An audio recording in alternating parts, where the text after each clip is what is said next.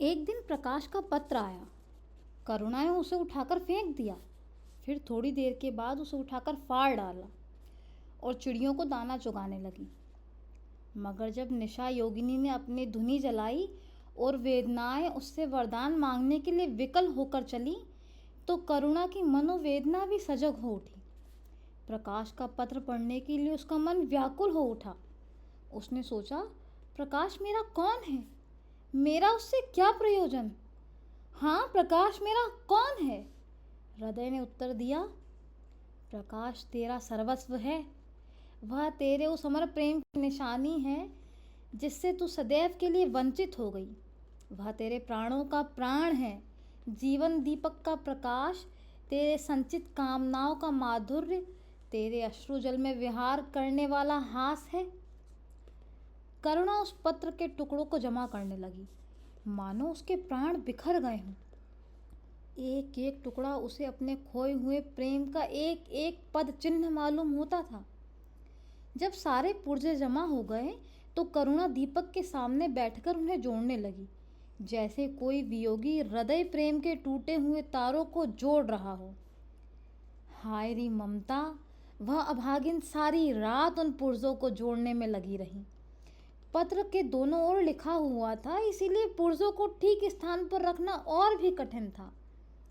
कोई शब्द, कोई वाक्य बीच में गायब हो जाता तो क्या? उस एक टुकड़े को वह फिर खोजने लगती। सारी रात बीत गई पर पत्र अभी अपूर्ण था। दिन चढ़ा आया। मोहल्ले की लौंडे मक्खन और दूध की चाट में एकत्र हो गए। कुत्तों और बिल्लियों का आगमन हुआ। चिड़िया आ आकर आंगन में फुदकने लगी। कोई औखली पर बैठी, कोई तुलसी के चौतरे पर करुणा को सर उठाने की फुर्सत नहीं। दोपहर हुई, करुणा ने सिर न उठाया। न भूख थी न प्यास थी। फिर संध्या हो गई, पर वह पत्र अभी तक अधूरा था। पत्र का आशय समझ में आ रहा था। प्रकाश का जहाज कहीं से कहीं जा रहा है।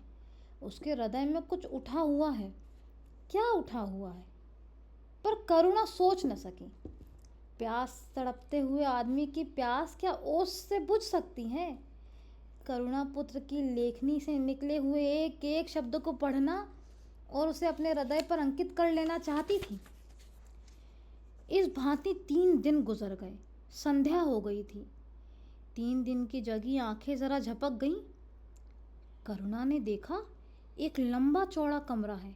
उसमें मेज़ें और कुर्सियां लगी हुई हैं। बीच में एक ऊंचे मंच पर कोई आदमी बैठा हुआ है। करुणा ने ध्यान से देखा, वो प्रकाश था।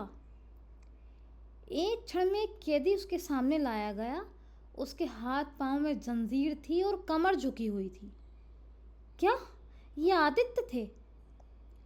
करुणा की आंखें खुल गईं, आंसू बहने लगे। एक पत्र के टुकड़ों को फिर समेट लिया और उसे जलाकर राख कर डाला। राख की एक चुटकी के सिवा वहां कुछ न रहा। यही उस ममता की चिता थी जो उसके हृदय को विदीर्ण किए डालती थी। इसी एक चुटकी राख में उसका गुड़ियों वाला बचपन, उसका संतृप्त यौवन, उसका तृष्णामय वैधव्य सब समा गया। प्रातःकाल लोगों ने देखा तो पंछी पिंजरे से उड़ चुका था। आदित्य का चित्र अब भी उसके शून्य हृदय से चिपका हुआ था।